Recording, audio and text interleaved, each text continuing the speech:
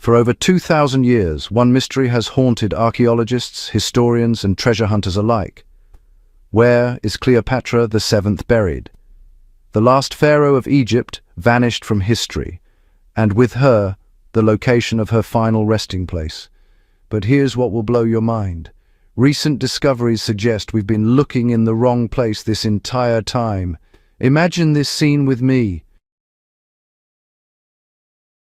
It's August 10th in the year 30 BC.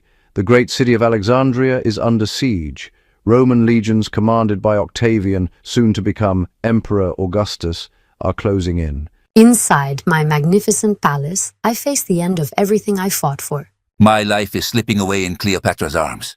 My kingdom is crumbling. My children's lives hang in the balance. But even in these final moments, this remarkable woman was planning one last strategic move, a move so clever that it would hide her tomb from her enemies for over 2 millennia. Now here's the mystery that baffled archaeologists for generations. Ancient Roman sources claimed Cleopatra was buried with Marco Antonio somewhere in Alexandria.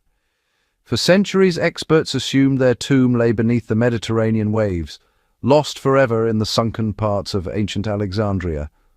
Countless underwater expeditions searched the harbour. Divers explored submerged palaces and temples. Nothing. It was as if Cleopatra had simply vanished into thin air. But what if Rome's greatest enemy outsmarted them one final time? What if the propaganda spread by Octavian was designed to hide the truth? Enter Kathleen Martinez, a Dominican lawyer turned archaeologist who had a revolutionary theory. I believed something that contradicted everything we thought we knew. I proposed that Cleopatra wasn't buried in Alexandria at all, but 30 miles west, in a mysterious temple called Taposiris Magna. Let me take you back in time to understand why this theory makes perfect sense. Cleopatra wasn't just the seductress that Roman propaganda painted her to be. This woman spoke 9 languages. She was the first ruler in 300 years to learn Egyptian, the language of her subjects. Ancient historian Plutarch himself, despite criticizing her, had to admit the truth. Her real power wasn't her beauty. It was her intellect, her charisma, and her extraordinary gift for conversation. Picture this. A young woman of 18 ascending to the throne of a dying kingdom. Egypt was no longer the mighty empire of the pyramids.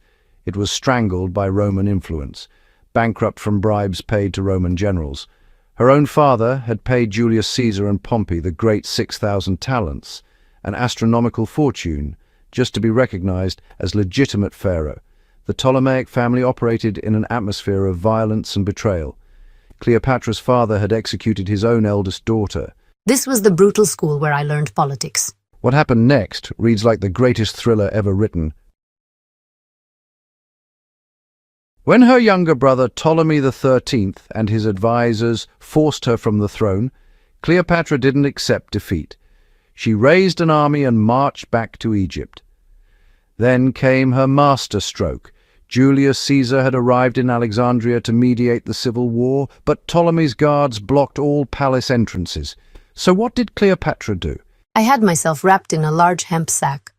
Or maybe it was a carpet, and smuggled past the guards, delivered directly to Caesar's chambers like a piece of merchandise. This wasn't romance, time travelers. This was political genius. Caesar was captivated by her audacity and brilliance.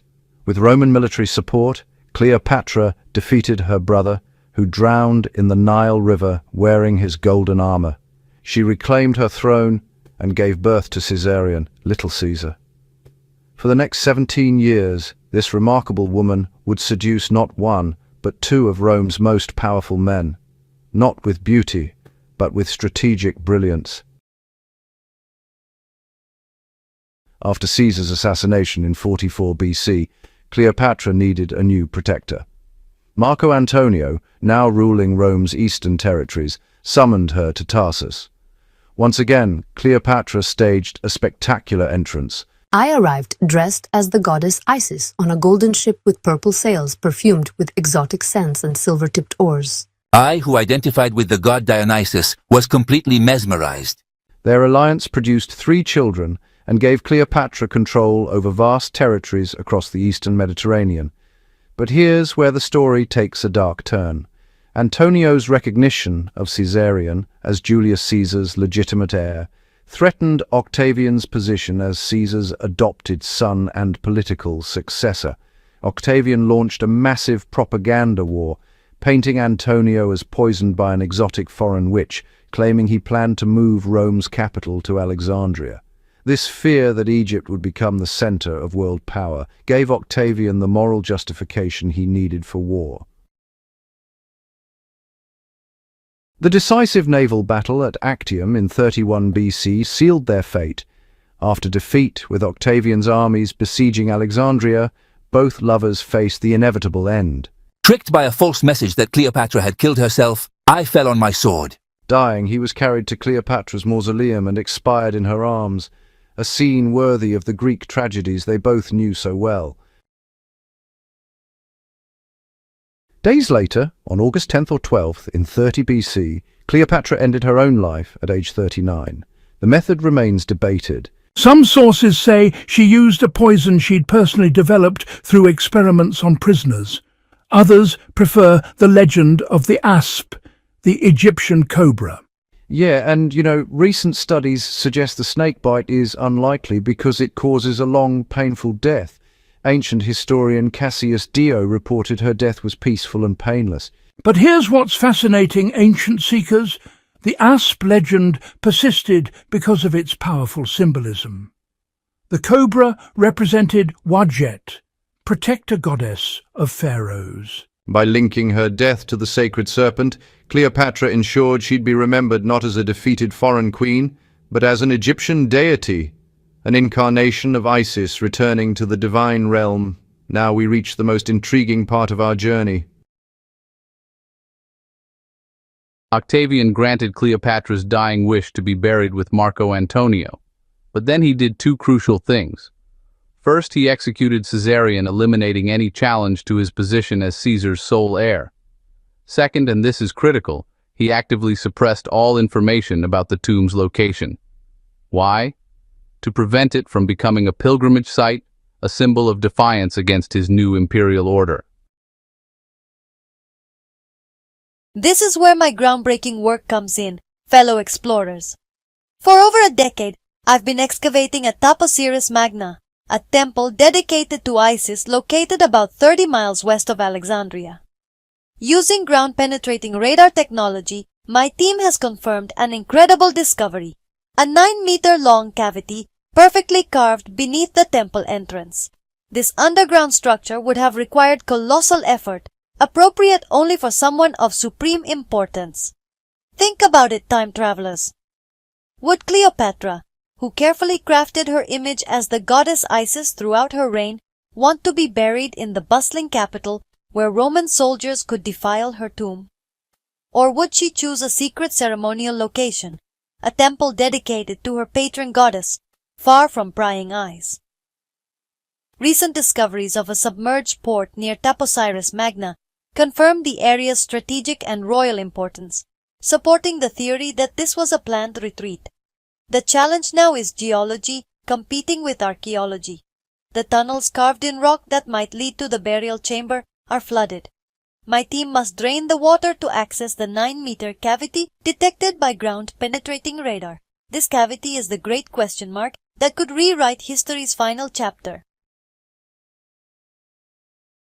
What do you think, fellow time travelers? Will modern technology finally break the silence imposed by Emperor Augustus over 2,000 years ago?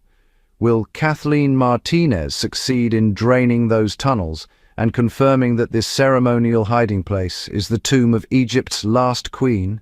Which theory do you find more convincing? Was Cleopatra buried beneath the Mediterranean waves or in the secret temple of Isis? Share your theories with us in the comments below, because your insights might unlock the next great mystery. Before we conclude today's incredible journey, make sure you've subscribed to Treasures of History and activated the notification bell so you never miss our archaeological adventures. Share this video with fellow history lovers who need to know about these amazing discoveries. Join us next time as we continue our quest to uncover the treasures that time forgot and the secrets that changed the world forever. Until then,